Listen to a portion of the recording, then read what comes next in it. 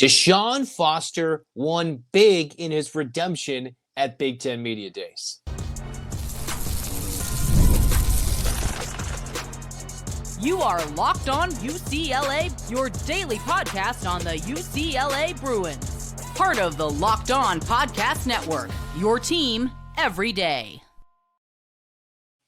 Welcome, everybody, to this edition of the Locked On UCLA Podcast. I'm your host, Zach Anderson-Yoxsimer. Thanks for making this show your first listen each and every day. It's free where we get your podcast, and it's available on YouTube. Like, comment, subscribe, download. Thanks for your support. Welcome back, everydayers. This episode is brought to you by FanDuel. Right now, new customers get $150 in bonus bets when your first $5 bet wins. So, where we get started today, we're talking, of course, Big Ten Media Days. DeShaun Foster crushed it. We'll tell you why. And UCLA baseball preseason number 1. And one more thing, UCLA softball continues to add in the transfer portal for Coach Kelly Inouye-Perez. Right now, we're kicking things off with DeShaun Foster. Clearly prepped, clearly dominated. He won big. And obviously, when you're a talking head or just a yapper, professional yapper, whatever you think I am, or just a nonsensical dummy, whatever you want to call me, whenever you have a chance to talk about something, about somebody that's talking about something, that's generally super fun. But clearly, as much as there were eyes on Nico at this Big Ten Media Days, there were so many eyes on DeShaun Foster because he clearly flubbed the moment last year heading into his first year. Went into a big empty stadium where there was nobody there in what was a weird, awkward, what am I supposed to do? Is it like a 2-minute thing, a 10-second thing? Clearly, he realized, I need to be a little more prepared, better ready to go. And I said then at the time, his actions speak louder than words. Well, prior to him speaking words one more time to prove that his actions were doing things, he got UCLA to compete in a year where they traveled almost more than any other team and more than they've ever done in their previous history. Just about, right? I don't have those facts at the top of my head, but they traveled a lot. A very daunting non-conference into early stretch of Big Ten conference play. You had a team that could have shut down on him. You had an early signing day that almost went dreadful when you lost some of your biggest name recruits. Then UCLA turned it around. They got the biggest dog in the transfer portal, Nico Iamaleava. They changed things on the coaching front. They were quick to make the change at the offensive coordinating position, to overhaul the staff, to change the recruiting, to adapt when bigger SEC dogs try to pluck from your staff. They continue to replace. And when they had a chance to take a starting quarterback off a returning, potentially playoff contender in Tennessee, they go bring him in the transfer portal when he enters his name in. And when he had to face this noise, he brought his QB1 and said, let's go. And QB1 met the pressure, met the scrutiny, met the criticism with calm, cool, collected answers repeatedly. So when it came to DeShaun Foster's time to come in and talk about, recruiting, we've been really good. We're from LA, crack some jokes. You had already known that DeShaun Foster has put in the work, that what he's done off the field, what he has done on the field is hopefully going to resonate with this team in the culture he's trying to build. Discipline, respect, enthusiasm. Well, he's brought the discipline. He knew he messed up. He said, let's go, let's do better. Disciplined approach to his own craft when it came to press conference, opening statement, all right? Respect, going after the big name recruits, going after and getting in those local recruiting junctures. I think I saw it was either Rivals or On3 combined putting something out there that of the last 90-plus draft picks, Charles Power posted this. He is the director of scouting, recruiting, and rankings at Rivals.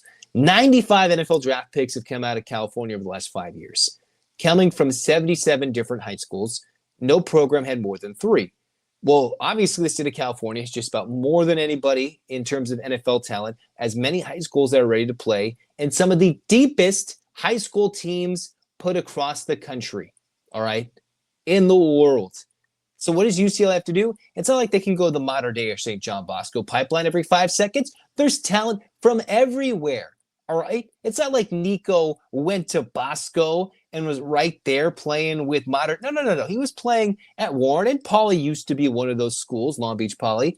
But then you go to another school and you get another talented kid. You had to make the works in terms of recruiting and establishing relationships that were shattered or non-existent when Chip Kelly was the head coach. Well, he rebuilt that. He talks about their tradition. He once again brought up I know where these guys are at. He knew what it like to have a weird end of his college career, what it looked like to get to the NFL, what it means to play in front of a packed Rose Bowl, in front of powerhouse programs or big name schools with tradition, and beat those teams when UCLA was popping off in the early 2000s to late 90s when UCLA was doing good things, great things in college football when DeShaun Foster was running all over everybody in college football heading into the NFL draft, right? Talked about how in year 2, he found his way into the Super Bowl as a player.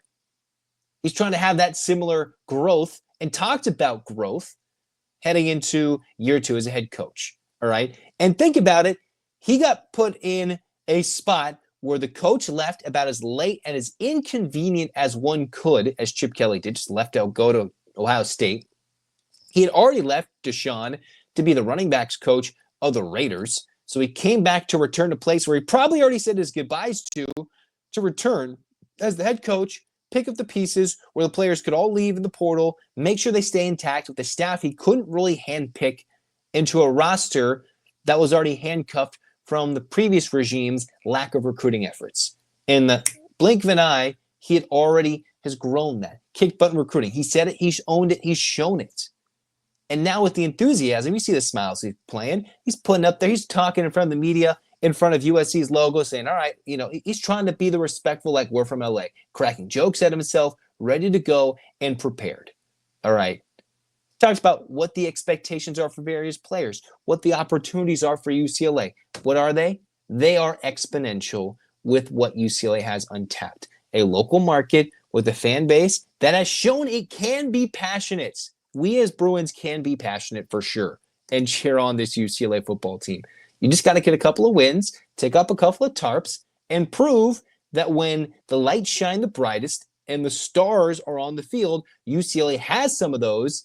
And when it's the biggest, craziest moments, you get the opportunity in the prime time to deliver.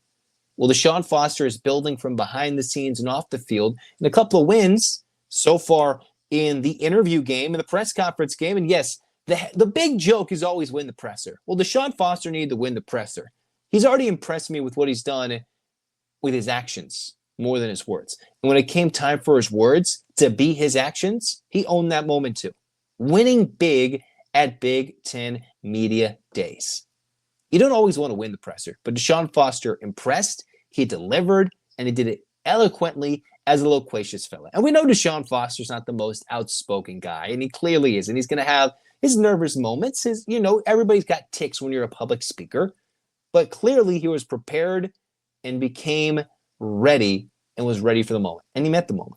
Absolutely fantastic. Speaking of fantastic, UCLA baseball. They are preseason way too early, number one, according to Baseball America.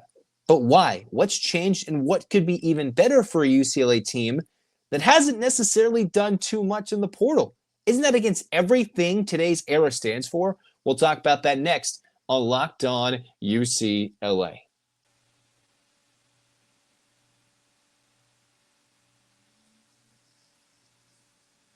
Summer sports are in full swing, whether you're all about baseball under the lights, golf in the green, or high-stakes soccer action. FanDuel is the best way to make every game more exciting. You're already following the action, so why not make it a little more thrilling? With FanDuel, you can get in on the game while your friends are out there getting sunburnt at the beach, because with FanDuel, you can use it to track your favorite matchups. Keep the app refreshing with daily new promotions and fun ways to bet. Easy to use, fast payouts, makes every game thrilling. It's like you're watching it to the ninth inning. It's pulsating. It's crazy. Like it's a playoff game. If you're new to FanDuel, new customers can bet just $5 and get $150 in bonus bets if your first bet wins. Open the FanDuel app today or visit FanDuel.com to get started.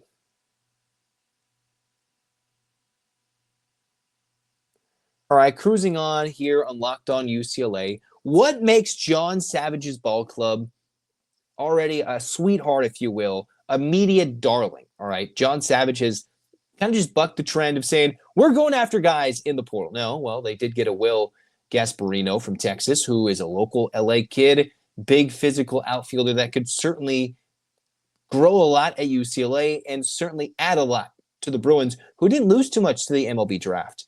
Well, what has John Savage not had in recent years? He hasn't had a lot of incoming transfers. He hasn't won the transfer portal because a lot of guys have left and didn't have a lot of starting pitching last year. It was dreadful. They could not survive the weekend without going to the bullpen again and again. Not exactly like the Dodgers at stretches, but UCLA had to run through the bullpen, and they weren't going to be national champions in 2025 because the starting pitching wasn't there. Look at LSU. They had Kate Anderson throwing a 130-pitch complete game shutout against a team that had won 20 billion games in a row in Coastal Carolina. You need your starting pitching, all right? LSU has won 2 national championships building off the portal and off its starting pitching. 2 in, 25 and 2023, going after some of the top picks in recent MLB drafts. Well, the thing about the MLB draft that's helped UCLA in this case was that one of their incoming high school recruits, like has been the case in recent years, was a highly coveted draft pick, Angel Cervantes. He came in and you thought, all right, this is a guy, he's not going to go to UCLA 50th pick overall, which means he's in the second round. Guys in the top 2 rounds of high school draftees generally can get their slot bonus. You can go get close to $2 million as a slot bonus, first signing bonus, right? Which means if you're not getting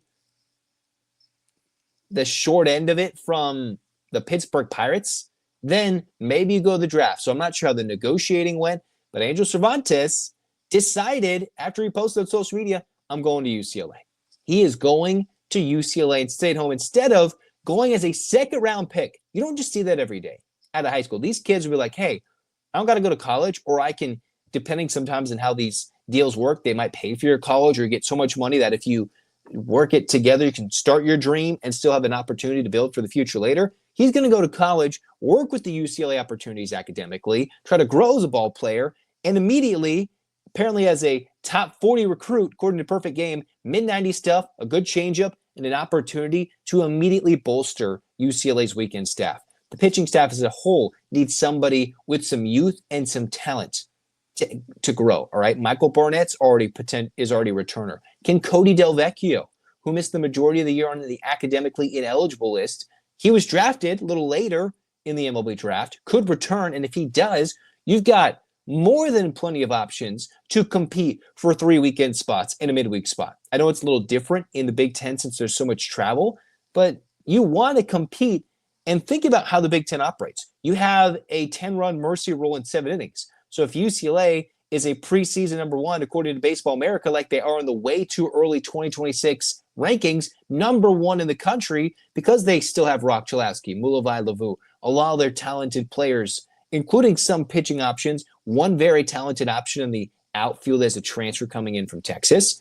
And then you keep a lot of these arms from leaving. If Delvecchio comes back and is eligible and healthy for the whole year, you bring in a Cervantes coming in, all of a sudden, this is a fascinating ball club that can compete with the experience of no field. So in case they're not allowed to play at Jackie Robinson Stadium in 26, they practice the entire offseason without it in 24 heading into 2025. And considering they've seen how USC did it, they already have a formula for what it takes to make the postseason without a training facility in the offseason, or where they could potentially go if they want to play for games that aren't on site at their true home stadium. And they already have a bond of making it to Omaha, maybe a year too early, making it to the final of a Big Ten tournament also in Omaha. Or when you're battling for a Big Ten regular season crown, UCLA, co-Big Ten regular season champs, bringing so much of that talent back to make this a team that should be feared. And oh, by the way, Rock Chalowski, the way too early number 1 pick in the 2026 draft, the UCLA starting shortstop, who had great offensive numbers, even better statistics as one of the best defenders, not just the conference, not just the country, but all of potential baseball prospects heading into 2026. That means the globe. That means upcoming high school kids. That means he's a guy that everybody wants. And depending on how that draft falls next year in those top 10 picks, in the lottery, if you will, the new weird lottery system that MLB has, people are going to want that opportunity to get a guy like Rock Chalowski. And the Bruins get him for 1 more year at the bare minimum, but basically 1 more year, and a team that's ready to go. John Savage, known commodity, gets the extension. Where they're going to play, I'm not entirely sure. I haven't seen any public update. Maybe I've missed it. If I have, just throw it in the comments. But the Bruins are ready for any challenges that come across and that they're ready to face in 2026 because this team is battle-tested, getting better, and they haven't lost any known talent that they weren't expecting to lose at this moment. It's already addition with very limited subtraction. Preseason number 1. In July 25, that's the expectation. This year, maybe the gold standard was Omaha. Next year, they're trying to bring home a trophy. They're going for number 2, the national championship in 2026. That is the expectation, all right? And while championships are the expectation for UCLA softball year in and year out, it's been quite some time since they won one in 2019. So what is Kelly Inouye-Perez, the UCLA head ball coach, trying to do to improve a roster that lost a lot to the transfer portal? She's got her 3rd and 4th transfers of the week. We'll talk about that next on Locked On UCLA.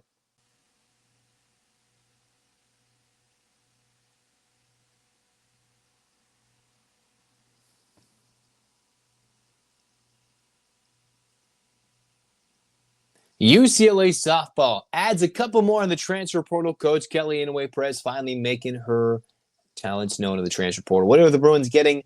Well, they're getting some top-notch recruits from former Pac-12 rivals, now turned on conference foes. One from Arizona, longtime rival, and from Cal, our former and still rival to the north because of the Calamoni and UC sister. All right. In the meantime, here we go. This is what UCLA is getting. You've got Mia Phillips coming from Cal, right-handed hitting infielder. The UCLA softball press release says as follows: for the freshman, now turning into a rising sophomore on the all-ACC freshman team. All right, that's a strong team to be on. In her first year, Mia Phillips, 58 games played, started every single one of them, had a .315 batting average, and was the team leader in triples, had 10 doubles, and you put that all together, had 19 extra base hits with her doubles, triples, and home runs. Not a big home run hitter, not a big, as you will, Bruin bomber adding to what UCLA has with Woolery and Grant, but he got 33 runs, a couple of RBIs, 6 for 7 on stolen bases, and a nearly .950 fielding percentage. So what UCLA is getting is another potential sure-handed infielder, someone who can swing the bat and get on base, where UCLA is like, all right, they've got a couple of infielders who can swing it, got a former Iowa transfer who already did damage against UCLA this year, where I talked about UCLA's previous transfers. Now you got a youngster who could still be on the roster and impact the team for another 2 to 3 seasons at UCLA. Meanwhile, the UCLA Bruins needed to add in the circle, all right? They lost Caitlin Terry. They lost more than just that, but they brought in another potential arm in Bryn Nally from Long Beach State. And then you have the likes of Sydney Summerdike coming over from Arizona. She's a redshirt junior, battling injury, did not pitch last year didn't pitch in all of 2024, but was firing through with the injuries. So Summerdike has had to fight through an injury-plagued couple of years in collegiate softball, but she can find a way after missing significant time in these last couple of years. UCLA could have a secret weapon sneaking up on the 2026 season where UCLA is like, all right, we're building, all right. UCLA leaned on quite a few arms in this 2025 campaign to get to a Women's College World Series for the second consecutive season. Why not make it 3 years in a row? For Summerdike, though, in her longest, most valuable, in her most utilized season, 2023, her true freshman campaign, an ERA of 4.01, a whip of 1.35, 39 strikeouts, 45 and a third innings pitched, had 22 appearances, including 4 scoreless innings against a top 10 Arkansas squad where she earned a victory.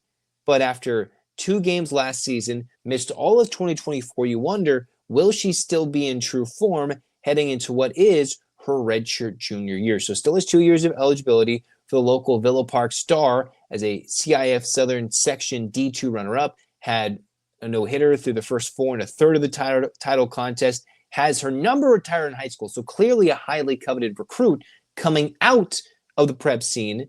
But after a lot of quiet moves going against UCLA, maybe some loud moves, you see Caitlin Terry leaving, you see other talented players from UCLA leaving, but now they're starting to bring in players. They're starting to utilize and add from the portal. Coach Inouye-Perez has not opted like John Savage. She has gone after in a savage way where she has gone and grabbed the other team's best players. And now that NIL deals are being signed by like Nyjah Kennedy at Texas Tech for millions of dollars multiple years in a row, UCLA isn't necessarily competing in that NIL sphere. The opportunity, the legacy, the tradition, the name in softball, while modern history says Oklahoma, overall the whole game speaks UCLA. And the Bruins are trying to get back to that, where Oklahoma City bears their name year in and year out, not just as a participant, but as a national champion. And finally, they got Oklahoma knocked off their perch. It did lean to Texas, taking out Texas Tech. But you look at UCLA, that close to getting the championship game, that close to battling in the loser's bracket through the other side of the winner's bracket to survive. Right? Think of how close they were to beating Texas Tech when it came down to a steal at home and another late home run. When it came to Tennessee in extra innings where the Bruins had all those chances in the elimination game. All right?